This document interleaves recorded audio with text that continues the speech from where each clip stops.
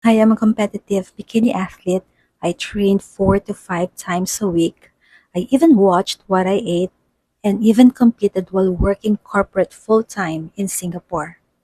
And guess what? Perimenopause still knocked me flat. It didn't warn me, and I really didn't expect it. Bigla na lang yung pagod ko na parang laging kulang ako sa tulog. And especially I'm training, yung recovery ko, it's not the same way as before. Sobrang tagal ko nang makarecover. And even my mood sometimes parang hindi ko na kilala yung sarili ko.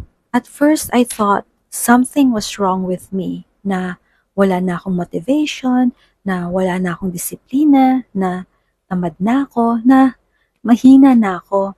But that was not weakness. It's the hormones.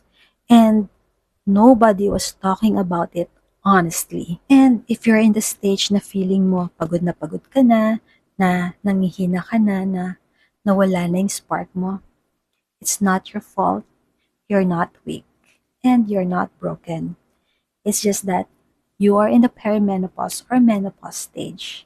And that's why becoming a menopause coaching specialist is very important to me para naman maipamahagi ko sa inyo yung tamang information and we are all well informed.